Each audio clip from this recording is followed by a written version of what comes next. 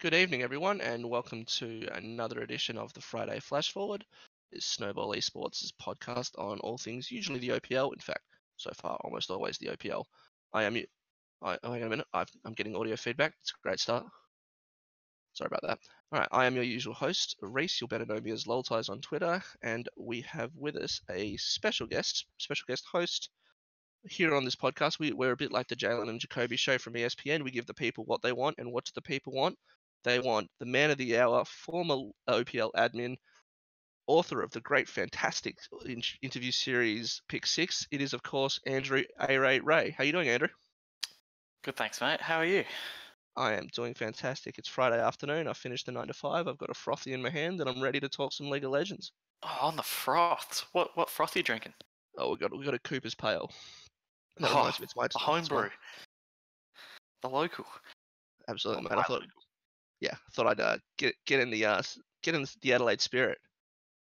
Speaking of Adelaide Spirit, we've got and this is a tenuous link to Adelaide Spirit, but definitely a link to Adelaide. We've got some great OPL action to talk about, and featuring, of course, Adelaide's very own Legacy now. But first things first, with this for this episode, we're going to quickly touch on what happened last week. What was the main storyline that you saw coming out of last week? What was within the grab you? Yeah, so the big one was that Bombers finally look like they're taking off, but it's probably a little too late, really. Getting the big win over Sid. But yeah, they've got to have an absolute. They can still make playoffs after that 2-1 series victory over Sin, but geez, they've got to make a real Cinderella story out of it. They sure do. Well, I'm just looking here. They've got they can only on points. They can only tie. They'll have a better match record, but less points. So the tie will involve beating Legacy, of course, in next week. Next week, week 9. Yep, week 9. And that I think is in the head-to-head because I don't think they've played so far this split. Yep, that'll decide the head-to-head. Yep. So that'll be a very interesting match. But to quickly a match against Sin. I actually didn't catch Game 3 because I was on my way to Ed Sheeran. Oh, nice. I mean, name dropping someone I didn't even meet. That was a very good concert, but it sounded like Game 3 was a very good performance for the Bombers closing out that series, whereas the first time they played, it was Sin who got the closeout after some pretty commanding performances from Bedoin. So, did you catch the Game 3 of that, or yeah, I did, and for me that was the big difference from Bombers of when they played him. I think was it week 3, week 4, something like that. Week 4 was that they managed to, they lost the game, and it wasn't like, oh no, we've lost the game, this is over, and like they seemed to almost tilt off in week 4. This one was a much more resilient and refined Bombers. Sorry. So it'll be interesting to see if they can continue on, and maybe if they're lucky, pick up a victory this week. But yeah, we'll talk more into that later in the show. Yeah, for sure. So I've got a couple of points on the Bombers I'd like to bring up too, but like you said, we'll get to that later on. The other thing, moving on, is that, and I said this both actually in Twitch chat at the time and on Twitter, is the Chiefs are looking absolutely imperious. I mean, it's one thing to take down Tectonic, Sin, and I forget who, and Bombers, was it? No, Order. Sorry, Avant. Tectonic, Sin, and Order. They haven't. No, Avant. I just said Order twice. Tectonic, Sin, and Avant did 2-0 across the Super Weeks.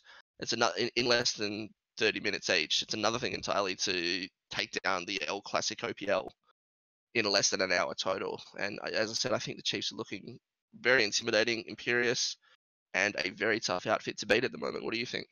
Yeah, well, I think the big thing as well is that Legacy took the game off Direwolves, and I thought almost probably deserved to take the series off Direwolves.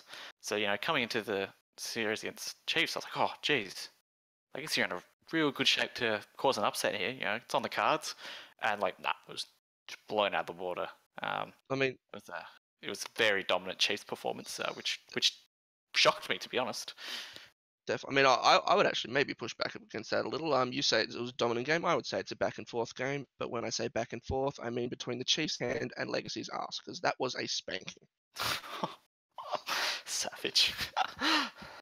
Yeah, so I don't know. I think Legacy can bounce back from it though. But yeah, honestly, just there's a real big hype train for me between Chiefs and which I wrote in the power rankings between Chiefs and Order in week 9. So hopefully there's no spoils this week with some upsets. I mean, maybe Legacy can spoiled the order party. But yeah, it's the dominant wins from the Chiefs, and order obviously have had a pretty successful year as well. But their wins have been drawn out with the gangplank picks, so they can just draw their games out to 40 minutes and they'll know they'll get it over the line. So it's looked less dominant. So it's very hard to measure these teams, and it's certainly shaping up to be great. Now, you've just talked about Order and also Legacy's match against the Direwolves heading into their match against Chiefs last week, and that leads us neatly into the Order boys from Melbourne, and bit of a weird series for them because they didn't take home the chocolates, but they can almost take a moral victory from this game, from this series. It's interesting, isn't it? You don't really know how to take it because I mean the Direwolves were favourites. I guess the result happened that we expected, but they had a window of opportunity and they just didn't take it. They had the inhibs down against the Direwolves, and I think I even messaged a few mates like, "Oh my god, the Order 2-0 hype train, get around it," but it didn't happen. And in the end, Direwolves took the chocolates, and you kind of just left wondering like, oh, I mean, we got what we expected, but it didn't really pan out how I thought it would. So if I can bring a bit of traditional sport into this for a moment, I kind of felt from that series, if I were to be an Order fan, not that I don't like them, but I'm trying to maintain some neutrality here. I kind of felt like I did when I woke up to the Champions League results on Thursday morning after Spurs lost to Juventus.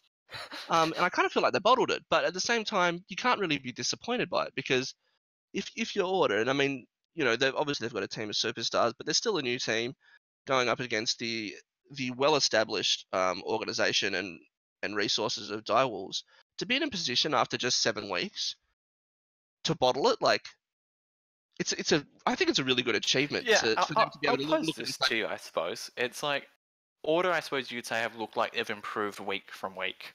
Whereas would you say the same for the Direwolves? Have they plateaued? Are they going back? At the start of the split, I was like, Direwolves are so far ahead of everyone else. This is incredible. To now, I'm like, oh, Legacy just took a game off them. Order gave them a real good scare. Don't get me wrong, I think Direwolves in a best of 5 format would still come on top in the playoffs, but it shows that there is a sense of danger now in the competition, that the Direwolves can be threatened.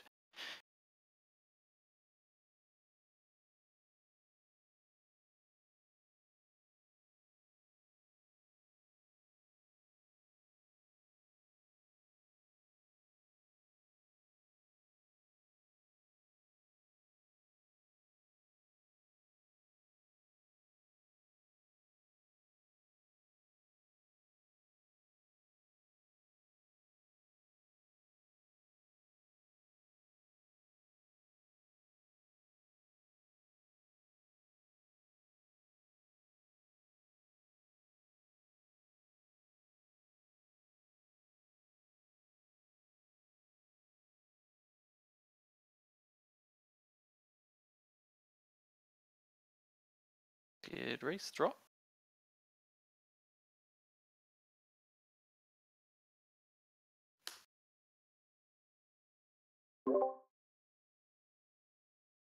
Oh, yeah, it's technical difficulties. Oh, you can hear me? I can't.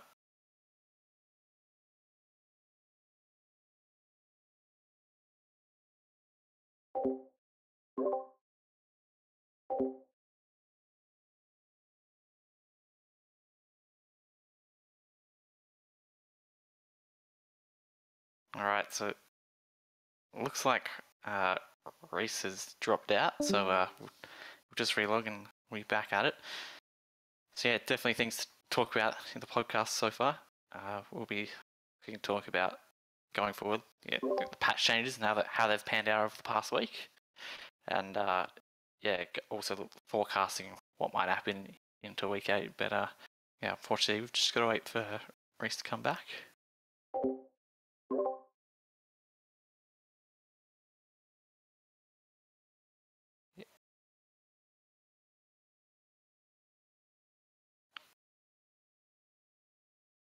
Yeah, it's interesting because I to be honest, I didn't really know what to expect. I haven't played much League of Legends on the patch, or really. So I knew Baron.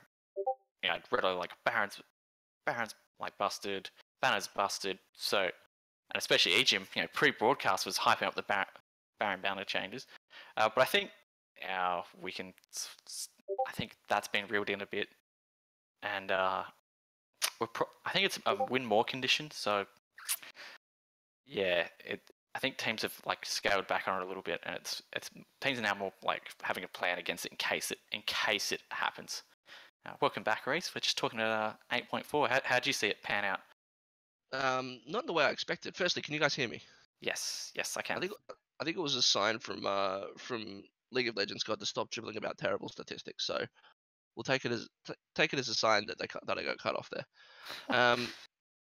Yeah, 8.4 wasn't quite as I expected. It was weird. Like the first series, Callum and I were watching the game together in Discord, and we were very much frustrated at the meta not going the way we thought it was, because we thought they were just making mistakes, and EGM said as much on the broadcast. But it was really interesting. That series was interesting from a standpoint of, you kind of think that if Banner didn't do what everyone was worried it was do, that's kind of what they wanted from the patch, and so it was actually pretty from an interesting game, and from a spectator's point of view, it was a really good endorsement of 8.4. I thought that series, and of course we had the two pretty good, exciting games on Sunday as well, which left me pretty encouraged about the patch overall. Rap God Spawn was the most 8.4. Well, like that game was a reason to get behind 8.4. That was action packed. No more just vision game. Nothing happens for 40 minutes, one kill. That was as bad as the Tectonic AV series was. Like 2-0 to Avant Gaming. Sorry. Patch really made that game exciting with just the bloodbath that it was. For sure. So, also it was interesting to see that I didn't notice anything terribly jumping out about the mage build order, which is the other thing that we talked about on the podcast last week. Did you notice anything there, Andrew? Not really. I actually kind of like the mage changes. It seems, I mean, most mages will want to spam like mana and cooldown, so like it's a good change overall. And again, the fact that you don't really notice it, I think, is inherently a sign that it's a good change. Yeah. Unlike Banner, where you're just like, this is potentially game breaking. What are you doing? So I don't know what you guys did. You guys were talking about Banner real quick when you were riffing for me. Yeah, that's it. We basically just finished off my dial spiel, and then we just changed into 8.4. So the one thing I wanted to say about we seem to have, either Callum and I and the teams disagree. Sorry, the teams disagree with Callum and I's take on Banner last week, or maybe it was slightly off, or maybe teams were a bit quicker to adapt to it in ways that perhaps we didn't talk about it last week. Because one thing that I've noticed since that first weekend of play is that teams seem to be more intelligently drafting their compositions around how to handle both setting up and defending the Baron, and how to handle the Baron if they don't get it. And also just being better with Baron in general. I've watched a couple of games. I remember watching them. I don't specifically remember the games, so I can't give you the games, unfortunately. But where teams just got Baron, either Banner was on cooldown or they hadn't finished it yet, and they just closed it out anyway. So, I mean, that's the thing. If it's encouraging proper play with Baron as well, it's going to be a good thing. I'll pose the question for you. How good is Banner without Baron? No, you'd need a real friendly comp, I think, for it to be worth it. Like, I think the best I saw was someone in their LCS was it OPL? Someone was using it on the caster minion on every wave, and it would like slow push, and that was kind of cool. But like, otherwise, it didn't seem that useful. So for me, like, that's actually kind of what I saw out of it. It was just setting up slow pushes. Like, you kind of just need for Banner to be worth it. You need Baron, and that's like, and if you don't get the Baron, it doesn't really pay off. So I guess as a result, teams don't see it necessary. That's it. And also the patch generally seems to favor team fighting, and if you're setting up Banner of Command with Baron, you want to be team fighting between 20 and 25 minutes anyway. So a lot of the time it's just rewarding you for things that you wanted your composition to be doing anyway, which is generally speaking and it's good League of Legends. Anything you want to do where anything that rewards you for doing what your composition's meant to do just encourages proper play. The one thing I do wonder though is like a lot of people building Rocket. Is that because it has a very similar build path to Banner, and people are changing it, like they're sort of like flexing it? Do you reckon, or is it just that Locket's just generally a good item? I think Locket's a good team fighting item because if you're team fighting, you want an AoE shield around your team. And so like Banner, like in an ideal world, you'd base with Baron and finish Banner. Sorry, yeah, finish Banner so that it's not like you if you're trying to set up the Baron, you don't want Banner because it's a dead item. It's like I mean it's sure it's got passive stats, but you have to hold the active so that you can use it once you've got Baron. So it's only giving you the if memory serves not gold efficient passive stats. Whereas if you build Locket first and your team fighting around Baron, it's relevant. Every bit of the Locket is relevant. So I think my gut reaction, without having done in-depth analysis like perhaps I used to on these games, is that Locket is just more useful when that item comes online once you're at that gold breakpoint. Yeah, no, that makes sense to me. I definitely get behind that. I think, yeah, the point of Locket being stronger team fights as well. Like, if you're backing and you got Baron, you'll probably just buy the banner. So, yeah, good point. Yeah. We'll move on now, I think. Yeah, move into week 8. Week 8. So there's the game at first glance the games didn't look overly interesting, but I think there's a little something in most of these games actually. So first, I think probably the most exciting one is the first one off the docket, which is Order Legacy. So what are you excited about for this series aside from the obvious? These are two what should be pretty decent teams. Yeah, I think that Legacy have the. I mean, obviously they have the chance to win, but I don't. I consider it a good dark horse chance. It's not. I don't think Order will have. I think Order will have to have a pretty hard fought battle here. Claire's team fighting this split has been absolutely phenomenal. Like just unbelievable. And Mimic's looking like a real treat at the top lane. So Legacy have really good win conditions on the top half of the map. And, obviously Sybil historically hasn't been that much of isn't a slouch. So I think Legacy, and especially because they showed they could tussle with the Direwolves, and even though they had a bit of a disappointing showing last week against Chiefs, I'm really excited to see if Legacy can pull it back and get the job done. And of course, if they do that, obviously it means the Bombers are finished. So yeah, there is actually quite a bit in this game. And the other thing as well is the prodigal son returns home. Tallywhacker. Yeah, that'll be interesting to see how his teammates react. I suppose the only one that's left is Claire, but it'll be a bit of a sour note for Legacy fans, I imagine, if Tally just cleans up their base. But also be interesting to. Sorry, go ahead. Yeah, also obviously Order also want to push hard for the playoff standing spot, so they want to get the quick 2-0. So yeah, there is obviously quite a lot in it, even though at first glance like, okay, it's just going to be a good match. There's definitely more to it than that. Order are going to want to push for 2-0 aside from the obvious, just to put scoreboard pressure on the Direwolves, because any game that Order drops is basically just because Direwolves run home as 2 winnable games. Avant has the ability to pose them some problems, but I would still expect them to take that. And as we'll get to in a moment, Direwolves should handle this week's match fairly comfortably. So I don't see Direwolves dropping points normally. But if Order start reeling off 2-0s, particularly, well, actually, it makes week 9 interesting more so than week 8. But if Order start off with a 2-0, then it might put that's actually probably Tectonic's best chance for a win is to put the collywobbles into Direwolves and thinking, oh no, we have to go 6 for 6 here because the Order are reeling off 2-0s because they're tied on points, of course. The other interesting thing is, or this is not interesting, this is a meme, is that it will be fun to see how Claire recovers from the devastating 1v1 loss to Destiny. In the OPL showdown. I think you'll be right. I mean, a bit of ego will be hurt for sure, but I think once he's on stage, those jitters, he'll be fine. Quickly forgotten. Although Swift is definitely no slouch in the mid lane, so it'll be interesting how that tails. Okay, so the next match, the second match on Saturday is Avant versus Sin.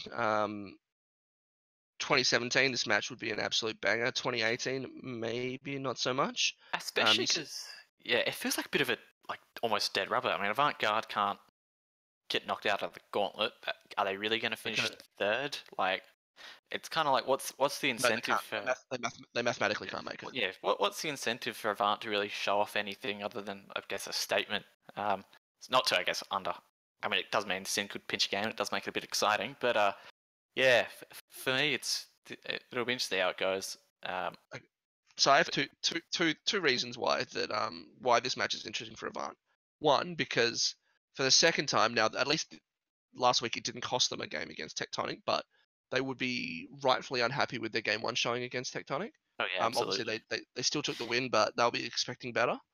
And they will want to show that, particularly after what we saw from AV Life. I know you said before the show that you haven't seen it, but for those of us who have seen AV Life, they will be wanting to show that they are serious about the gauntlet. Not to say that I ever think they wouldn't be serious about the gauntlet, but they want to show that they are really cracking down and that they are not going to drop Fiestas or even drop games to teams in the bottom three, which again they've done twice now to Tectonic. And I mean they handled Bombers pretty comfortably, who were the other team in the bottom three.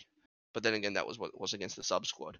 The second thing that I think is important is that in the back of some of these players and in the back of Avant's mind, they're going to be remembering that they twice had the opportunity to take fourth heading into the gauntlet and twice let it slip without thinking it's no real big deal.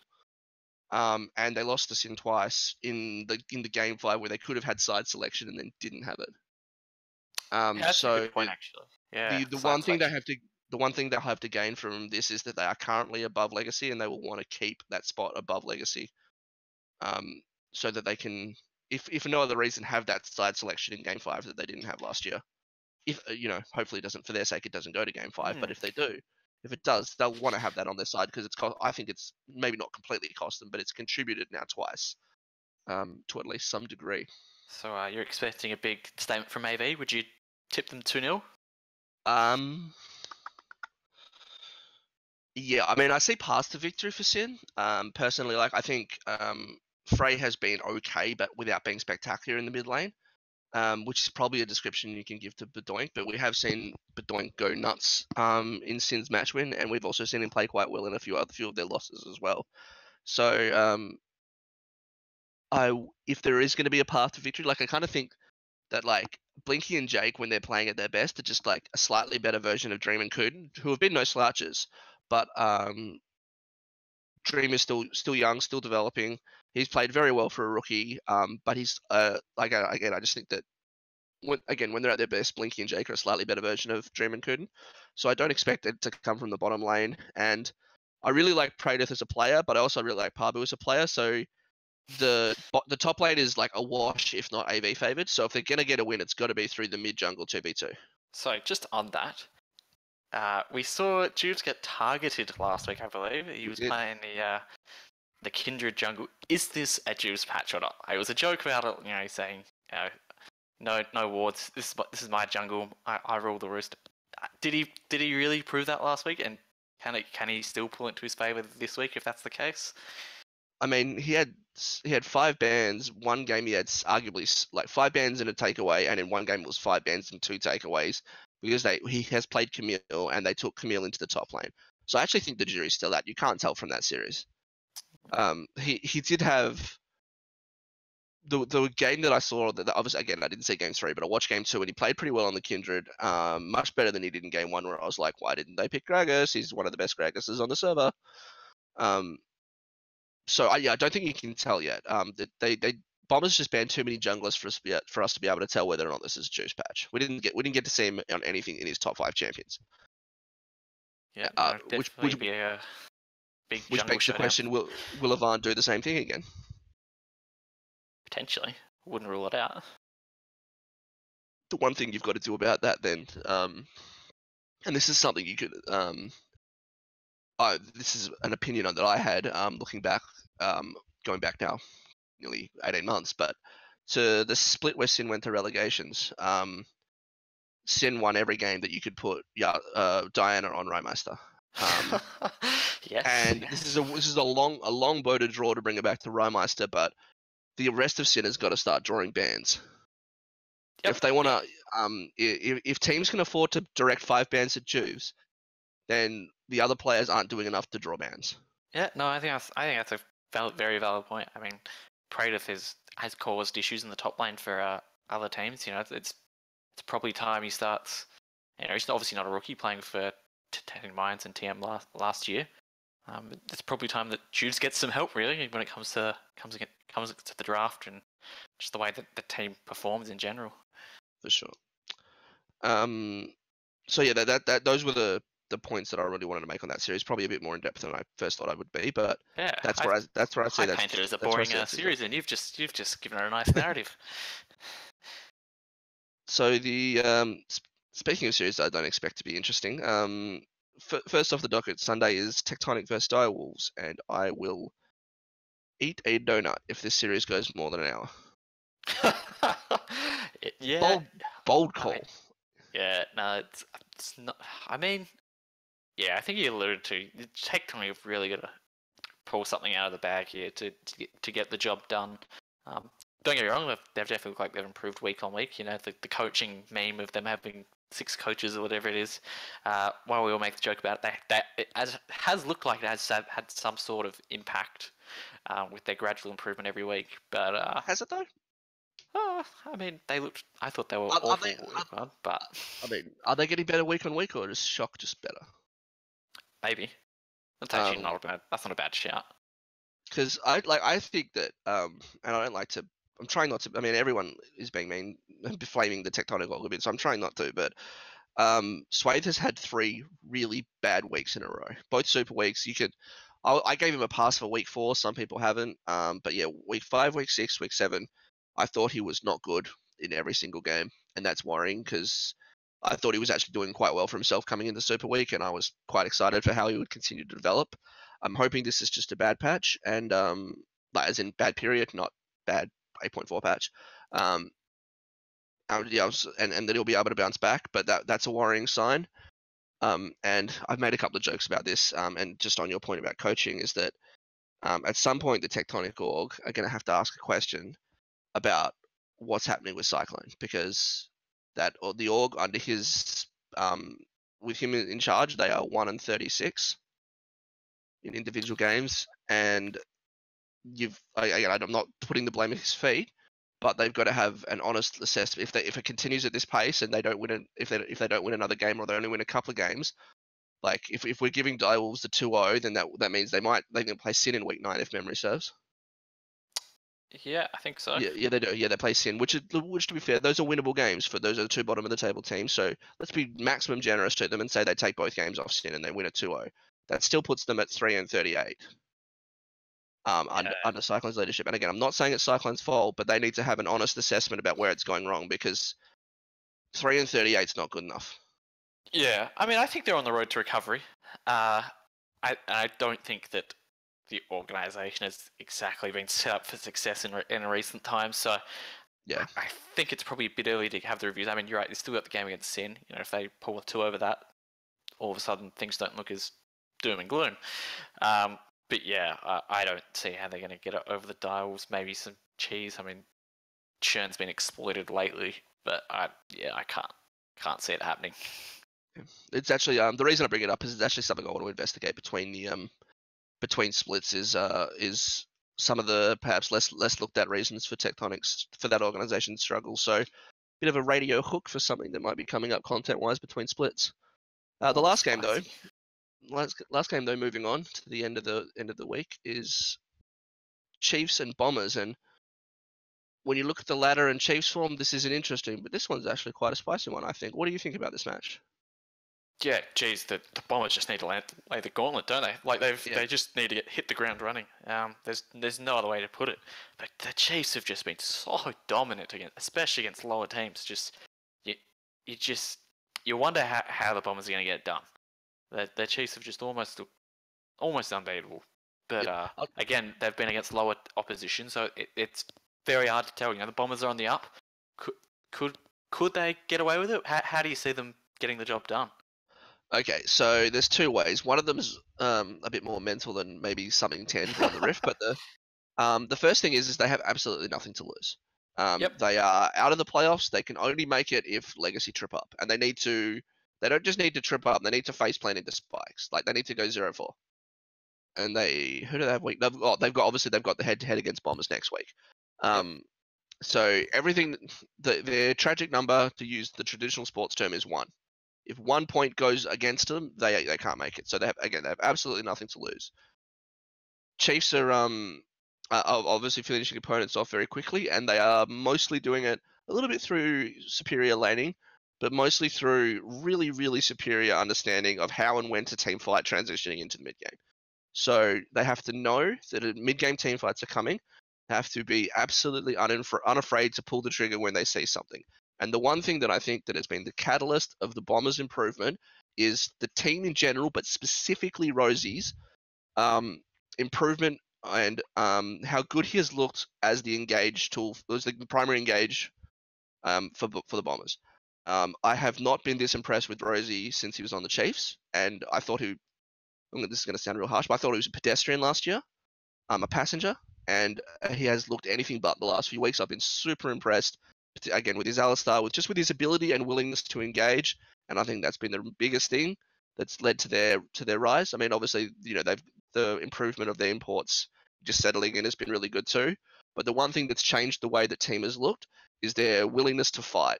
And I think they kind of realized that a little bit coming off the back of the loss to Sin, where Juve said, hey guys, we're just waiting for nothing to happen and then losing while we do nothing. Let's just fight. And I think the Bombers have done that, maybe not to the blunt extent that Juve's talked about for Sin, but just for what works for the Bombers. They're like, all right, we're going to fight from this point, we're going to fight. I'm going to pull the trigger, and come what may, you're going to come in, because much like Bombers doing this series, by now we have nothing left to lose, and it's been really refreshing to watch. Yeah, I think it's also good to see Rosie finally performing, finally hitting the heights that we know he used to have at the Chiefs.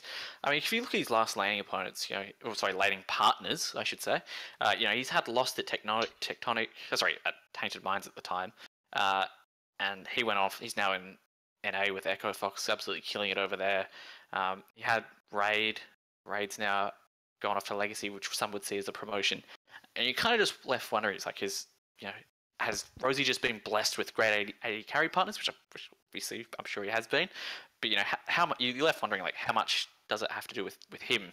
And you do get this feeling it's like, oh, he's just sort of he's been a passenger, he's been having these great lane opponents, also lane partners, and now he's finally proving it. All his teammates are leaving him, and it's almost felt like, yeah, okay, now this is my time to shine. I want to prove that I can lead the way, which is great for his development. I agree, definitely in principle, but I will just point out that he is again blessed with a fantastic landing partner yes. in Tiger. Yeah, Tiger is phenomenal, isn't he? Great import. I think the Bombers were very happy with that acquisition.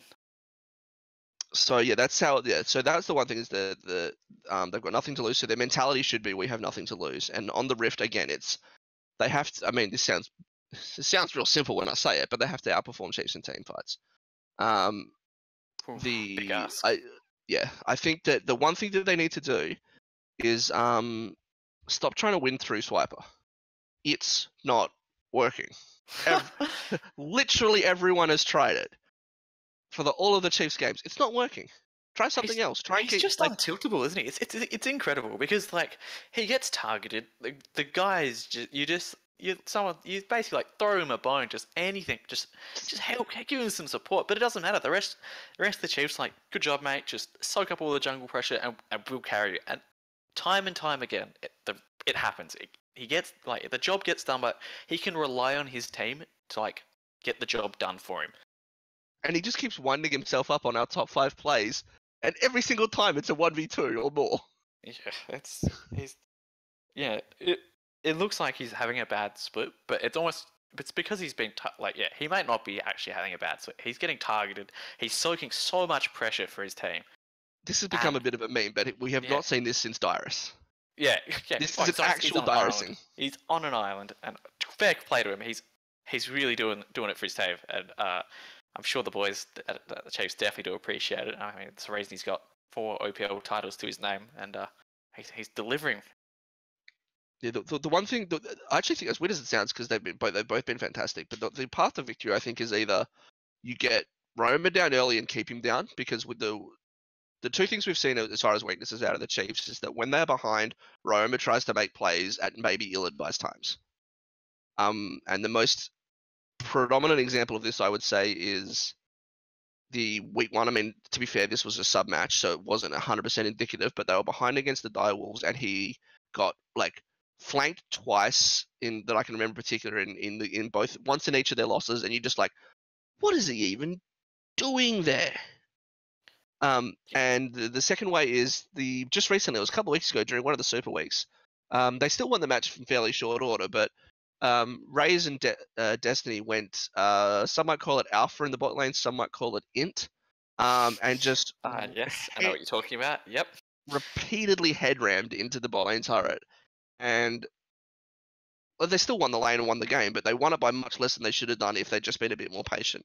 So if you can exploit the bottom half of the map, maybe not exploit it, but if you can target the bottom half of the map and something comes off for you, then you're in a better position to win those mid-game team fights that I'm talking about. I think that's it. I think it's literally supporting the bottom half. Like Destiny and Raze is a phenomenal bottom lane. If you don't support your bottom lane, they're more than likely just going to slowly bleed yours out. And we've seen Ryber this year. The mid lane is just like he's a beast. He's a beast. Like he's roaming around everywhere. It feels like he's everywhere. So I agree. I think it's time to stop putting on the let's camp swiper train, because it's not working. Maybe support the bottom half of the map. But realistically, there's more members of the map. Yeah, there's more. Yeah, exactly. And particularly for a squad like Bombers, if like you've brought Sleeping in for a reason, if he's as good as you say he should be able to beat Swiper naturally, and that's not meant as a slight against Swiper, but if he's as good as you think he is, he should be able to go even or better, and he shouldn't need that camp. But if you've got a player like Tiger who can definitely carry games, you've got a player like Luch who can also carry games but doesn't particularly like to do it through other lanes. You need to support those laners in getting ahead so that they can be the carries that we know that they can be. And so I think that a lot of this series will come down to how Seb and Sleeping support the bottom half of the map. Yeah, no, I agree. And especially Swiper gave Seb a big pat on the back when he was on the couch. Did. Said he was third best jungler. Don't really know what to make of that. So maybe this week will be the time to show that he is third best and to deliver. Yep, here's a challenge to Seb. Seb, I strongly disagree with Swiper. Prove me wrong. This is the week to do it. Obviously, next week is also the week to do it. He's got the fortnight to do it, you could say. Yeah, this is the fortnight to do it. Prove me wrong. Not the third best until you show us otherwise. But having said that, just real quick, I think one thing we used to do a few weeks ago, but we stopped doing over the last couple of weeks. Let's quickly run through your tips. What do you got for Order Legacy? Oh, I haven't done mine yet, so that's a nice reminder to get them submitted. If you're also listening to this and you haven't, please get them done. Don't forget for the last 3 weeks, like I have.